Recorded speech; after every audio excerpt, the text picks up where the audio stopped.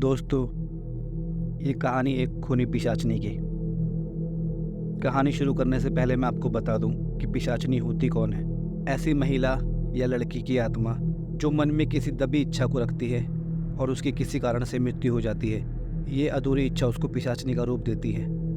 अब ये पिशाचनी लोगों को मायाजाल में फंसाकर उनकी आत्माओं को खा जाती है और अपनी ताकत बढ़ाती है।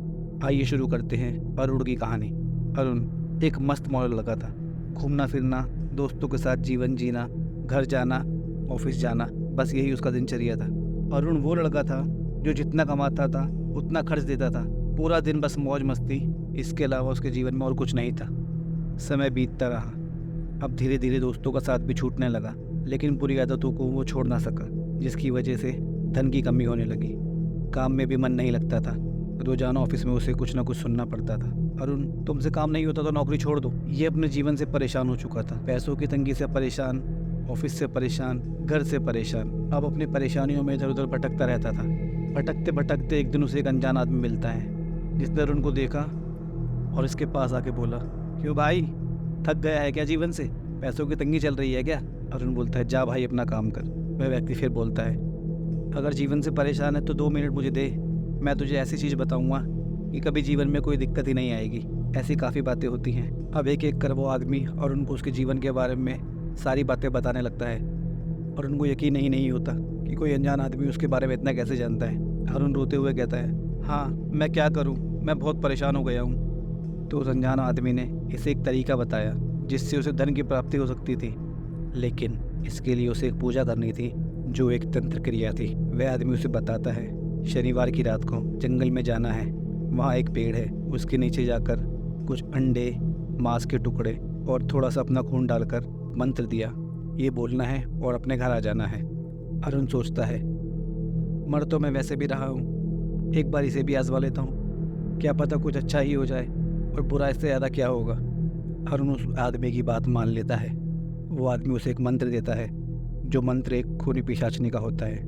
खूनी पिशाचनी बहुत भयानक और डरावनी होती है। अरुण उस आदमी की सारी बात कहे अनुसार जंगल में जाता है और वो सारी क्रिया कर देता है और वहाँ से घर लौट आता है।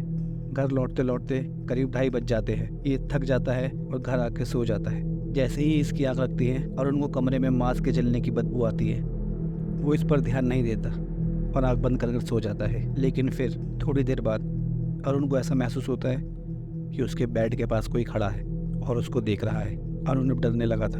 अरुण को लगता है जो वो क्रिया कर गया है शायद उस वजह से उसको ये सारे वहम हो रहे हैं। तभी कमरे में ज़ोर ज़ोर से किसी के हंसने की आवाज़ आने लगती है। यह एक लड़की की आवाज़ थी, लेकिन अरुण तो कमरे में अकेला था। वो अचानक उठा, देखा कि कमरे में कोई नहीं है। अरुण ने पानी पिया और दोबारा लेट गया। अब समय 2:50 हो चुका था। जब से अरुण जंगल से आया है उसके साथ अजीब घटनाएं हो रही हैं। इसका सर भी ज़ोरों से फट रहा है, शायद थकान के कारण।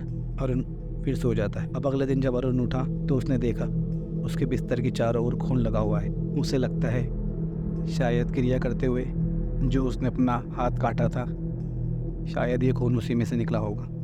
वह सुबह चादर को लपेट कर मशीन में डाल देता है और ऑफिस के लिए निकल जाता है।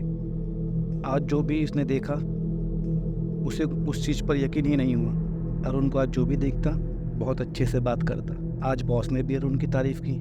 यह सब देखकर अरुण चौंक रहा था और मन ही मन खुश भी हो रहा था। फिर कुछ दिन बीते। अरुण एक रात फिर सो रहा था। आज अरुण को लगा जैसे रात को कोई उसके पास खड़ा है और हंस रहा है। अरुण इस बात को इग्नोर करता है, लेकिन बात आज कुछ अलग थी। अरुण को कुछ देर बाद ऐसा महसूस होता है जैसे कोई महिला अपने नाखून अरुण को छुआ रही हो। अरुण थोड़ा डरने लगता है। अब अरुण को हंसने की आवाज़ और जोर से आने लगी। अरुण अचानक से डरा और उसने अपनी आंखें खोली।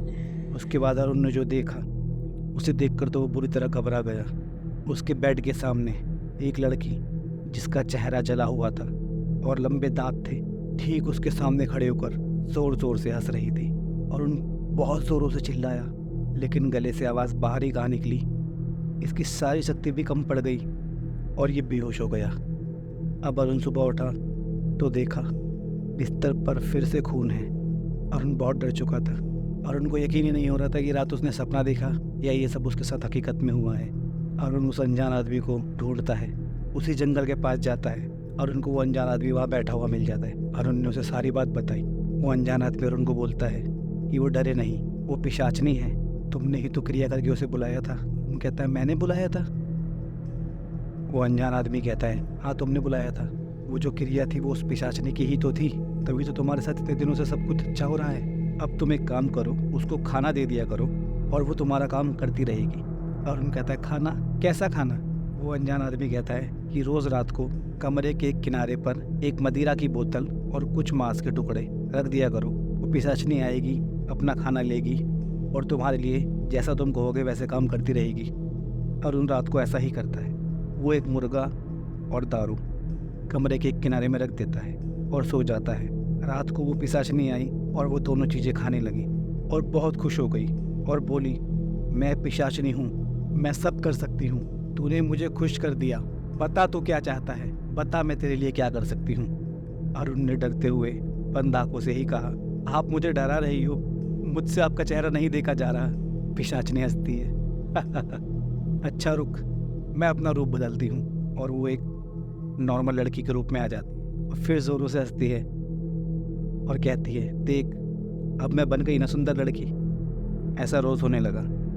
अब अरुण के पास बहुत सारा पैसा, बहुत नाम था। अरुण को जो भी मिलता वो अरुण के सामने ऐसे पेश आता जैसे अरुण से बड़ा कोई दुनिया में है ही नहीं।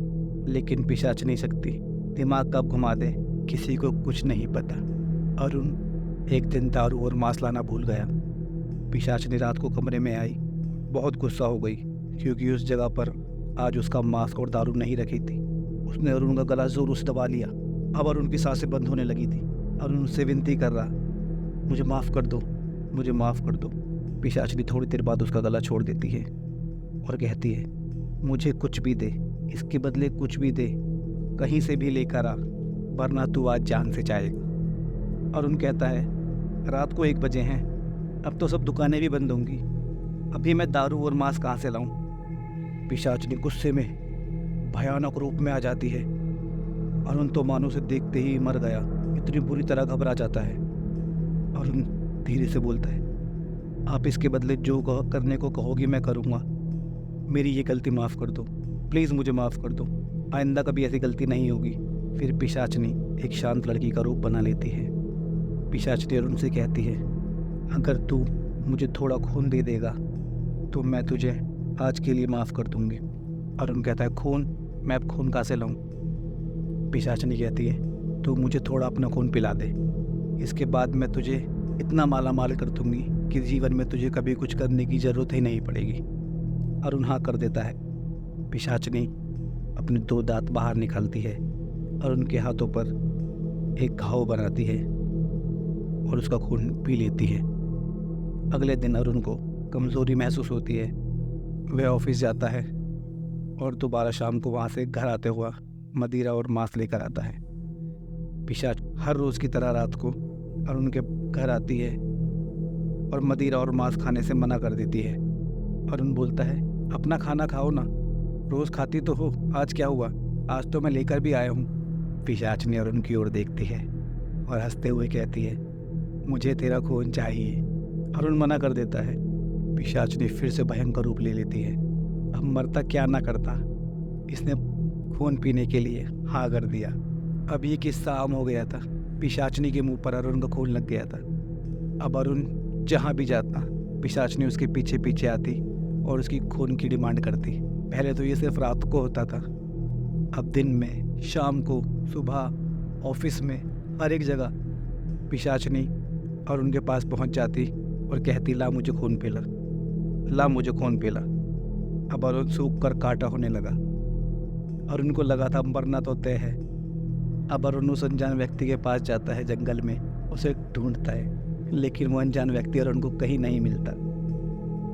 अब पिशाचनी अरुण को इतना परेशान करने लगी थी कि मानो अरुण अपने जीवन पर कोई अधिकार ही नहीं बचा था। अरुण जब भी उसे खून के लिए मना करता वो भयंकर रूप ले लेती। अरुण को डर के उसको हाँ ही कहना पड़ता था। अरुण अब ऐसा जीवन जी रहा था जो अरुण का था ही नहीं। अरुण दिन भर खाता, जो भी उसके शरीर में खून बनता वो पिशाचनी चूस लेती। अरुण का जीवन अब अरुण के लिए बेकार था। अरुण के मन में कई बार ऐसा ख्याल आया कि मैं आत्महत्या कर लेता हूँ, लेकिन वो पिशाचनी अरुण को ऐसा करने से हमेशा रोक देती। वो पिशाचनी अरुण के साथ 24 घंटे उसके साए की तरह रहने लगी थी। समय बीत रहा था। अरुण के पास धन की कमी नहीं थी, लेकिन साथ ही में उसकी हालत भी खराब होती जा रही थी। शहर में उससे बड़ा कोई धनवान नहीं था। दोस्तों, धन कमाने का शॉर्टकट आपको कैसे परेशानी में डाल देता है, अरुण की कहानी से यह हम सीख सकते हैं। अरुण बहुत परेशान रहने लगा। इतना सब धन दौलत होने के बावजूद भी वो एक नॉर्मल इंसान जैसी ज़िंदगी नहीं जी पा रहा था। वो अपनी फैमिली से दूर एक छोटे से फ्लैट में कहीं दूर जाके रहने लगा, जहाँ पिशाचनी उसके साथ रहा करती थी और ज़्यादातर समय उसी के साथ बिताती थी। वो जब चाहे अरुण का खून पी लेती, जब चाहे अरुण को काट लेती। अरुण ने मरने की कई बार कोशिश करी, पर पिशाचनी उसे बचा लेती थी और हंसते हुए कहती थी, अभी समय नहीं आया, तुमको जीना है। और इतना कहती और रूम में धुआं बनकर इधर उधर उड़ने लगती, जिसमें पिशाचनी की चमकती हुई लाल आंखें और शरीर धुएं जैसा दिखाई देता था। ये तेज तेज हंसती और अचानक गायब हो जाती। अब अरुण मन ही मन इससे पीछा छुड़ाने की सोचता, तभी ये आ जाती और कहती, ऐसा करने की सोची तो उसी पल तेरी गर्दन काट दूंगी। तब अरुण हाथ जोड़कर माफ़ी मांगने लगता, तो ये हंसते हुए चली जाती। पर हर महीने की अमावस्या वाले दिन वह 24 घंटे के लिए इसके पास नहीं आती थी। आज वही अमावस्या का दिन है। अरुण सोचता है कि अगले 24 घंटे के लिए तो वो पिशाचनी उसके पास नहीं आएगी, तो वो मन बना लेता है इसी 24 घंटे के अंदर उससे इससे पीछा छुड़ाने का उपाय ढूंढना ही होगा। अरुण नहाता है, अच्छे से कपड़े पहनता है और घर से बाहर निकलता है, जो पिछले 1 महीने से घर से बाहर नहीं निकला था। पास ही के एक मंदिर में ज़ोर ज़ोर से हनुमान चालीसा का पाठ हो रहा था। अरुण उसके पास तक जाता है, लेकिन इसकी इतनी हिम्मत नहीं होती कि मंदिर के अंदर चला जाए। वह मंदिर के बाहर खड़ा होकर मन ही मन हनुमान जी को याद करके रोने लगता है। तभी ना जाने अचानक कहाँ से एक बंदर आ जाता है और इसके हाथ से इसका फ़ोन छीनकर मंदिर के अंदर भाग जाता है। अरुण भी उसके पीछे पीछे भागने लगता है, पर बंदर कहीं दिखाई नहीं देता। फिर अरुण की नज़र बंदर पर पड़ती है। वो एक व्यक्ति को उसका फ़ोन देकर वहाँ से भाग जाता है। ये उस व्यक्ति के पास जाता है, उन्हें प्रणाम करके कहता है ये फ़ोन मेरा है, और वापस देने के लिए कहने लगता है। वह व्यक्ति इसके हाथ में फ़ोन देकर कहते हैं, क्यों भाई, क्या तकलीफ़ है? अरुण की सब आप बीती सुनने के बाद वह व्यक्ति अरुण से कहते हैं कि तुम कल आना, कल इसका कुछ उपाय करते हैं। अरुण धीरे धीरे सीढ़ियों से उतर रहा था। मन में कई उलझनें भी थी। मंदिर की आखिरी सीढ़ी ख़त्म होने वाली ही थी कि तभी सामने वाले पेड़ के पास वो पिशाचनी दिखाई दी, जो बहुत गुस्से भरी नज़रों से अरुण को ही देख रही थी। ये समझ जाता है पिशाचनी को इसका यहाँ आना पसंद नहीं आया। वह वापस मंदिर की ओर मुड़ के भागने लगता है। पिशाचनी भी उसके पीछे आती है, पर मंदिर का दरवाज़ा पार नहीं कर पाती। अरुण दौड़ते दौड़ते उस व्यक्ति के पास पहुँचता है। उसे बताता है पिशाचनी मंदिर के बाहर ही मेरा इंतज़ार कर रही है। अगर मैं बाहर गया तो वो मुझे मार देगी। क्या आज रात में यहीं रुक सकता हूँ? वह व्यक्ति भी उसे वहाँ रुकने के लिए परमिशन दे देता है। अब अगली सुबह यह सब लोग मिलकर वहाँ पूजा हवन ये सब सिद्ध करते हैं और अरुण को उस पिशाचनी से छुटकारा दिला देते हैं। साथ ही में मंदिर के पुजारी अरुण को एक धागा बना कर देते हैं, जिससे अरुण की, अरुण के परिवार की और अरुण के घर की रक्षा हो सके और वो पिशाचनी इनके आसपास भी ना भटक पाए। कुछ दिन बीत जाते हैं। अरुण अपनी नॉर्मल लाइफ में वापस आ चुका है। वह बहुत खुश है। लेकिन ऐसे ही ऑफिस जाते हुए एक दिन अचानक अरुण को वो पिशाचनी दोबारा दिखाई देती है, जो अरुण के सामने वाले फ्लैट के अंदर से होकर जा रही थी। वहाँ पर भी अरुण जैसा एक लड़का अकेला ही रहता था। अरुण पीछे मुड़कर देखता है, हाथ जोड़कर हनुमान जी का नाम लेता है और सीढ़ी से भागता हुआ सीधा अपने ऑफिस की तरफ जाता है। और कुछ दिनों बाद वो फ्लैट बेचकर उस जगह को ही खाली कर देता है।